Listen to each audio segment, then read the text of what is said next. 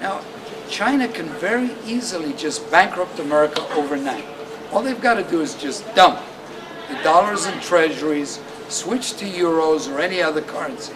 That's the end of America. That's what the Arabs would love to do.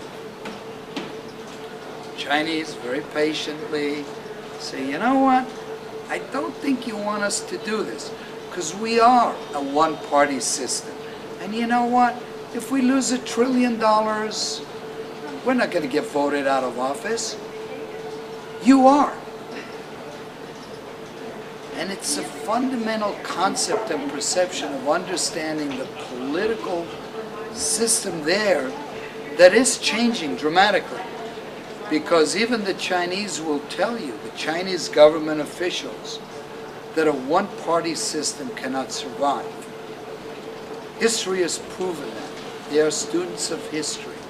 That's why they have democratic elections at the farm level, at the county level, and that is why today the most numerous members admitted into the Communist Party are capitalists.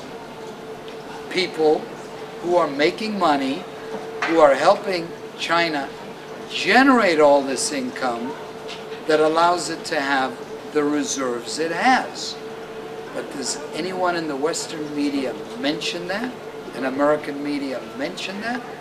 No. They violate human rights, they jail people, they do all these ugly things.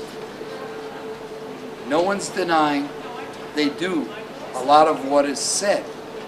But there's a very important statistic to keep in mind, which the Chinese like to bring up, which is not reported in the Western media. The US, that has 5% of the world's population, has 30% of the world's incarcerated population in jails. Minorities. Human rights, all the global rights organizations accuse America of being the biggest violator of human rights. Chinese like to bring it up every time American politicians sit there and trying to hammer home human rights. And they go, wait a minute, what human rights?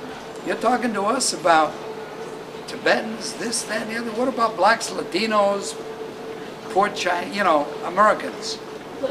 You know, what is human rights when you're dealing with a country like China that is 1.5 billion population, officially, unofficially a lot more.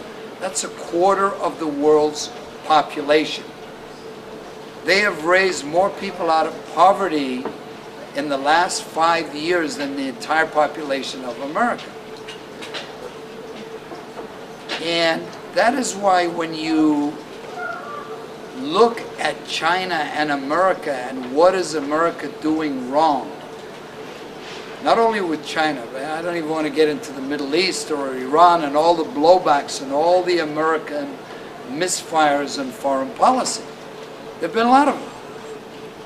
But when it comes to China, because they are basically America's factory, because over 60% of the factories that manufacture all the products you see here, even next door, Cost Plus, are foreign owned. They're not Chinese owned. China provides the labor and the materials. 60% of the factories that create the product that is bought in America are foreign owned. Over 50% of those factories are American owned. That's a staggering statistic. They're the ones who are saying, why are you going to create all these sanctions and, you know, embargoes against China? Because then we have to move our factories to Vietnam or other low-cost producing countries. We don't want to make the move. That is why China owns America today.